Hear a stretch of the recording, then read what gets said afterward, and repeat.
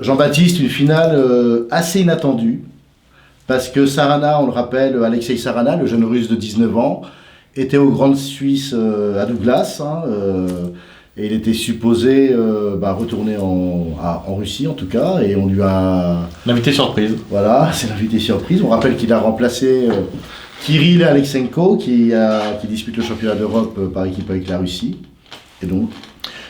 Surprise dans un sens, non, pas trop, puisque au point de vue Elo, les deux joueurs qui sont qualifiés pour la finale sont favoris au Elo. Amin Bassem était favori au Elo contre Etienne Bacrot, et Alexei Sarana l'était aussi contre Nihal Sarin.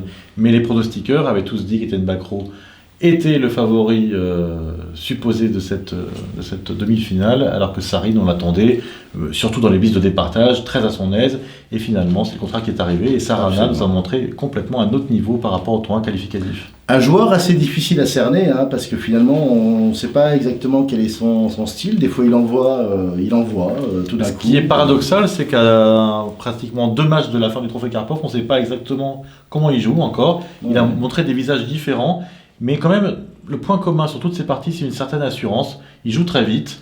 Il a dit tout le long du tournoi qualificatif qu'il était sûr de se qualifier, alors qu'il a fini 4e. Et finalement, on le retrouve en finale.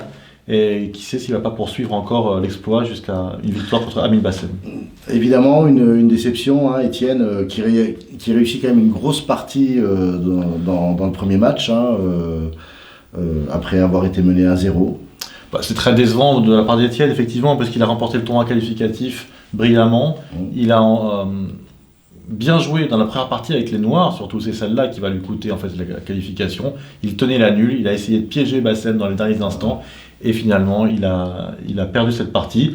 Et même s'il a égalisé ensuite avec les Blancs, on sent quand même que cette première partie, c'est ce qui a fait basculer le match, puisqu'après dans les blitz tout peut arriver, et d'ailleurs Bassem a très bien défendu dans la partie où il avait les Noirs, et voilà, ça s'est joué à rien comme on peut s'y attendre pour les blitz. Et donc le Russe et l'Égyptien en finale du Trophée Karpov, et puis évidemment la grande nouvelle, Anatoly Karpov lui-même, le 12e champion du monde, le parrain historique on va dire des rencontres, a lancé ses demi-finales dans la salle Molière, et donc il est parmi nous.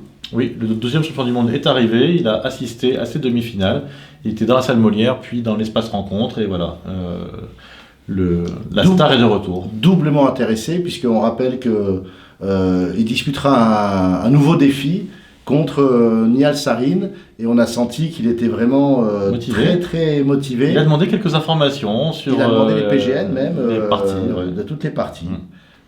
Donc ça nous promet encore du super spectacle pour cette finale. Avec ce match Sarin-Karpov et pour la finale du Trophée Karpov. Voilà, on est vraiment heureux. Ici au Cap, tout le monde est heureux. Voilà, on voit des belles parties, il y a une ambiance absolument magnifique.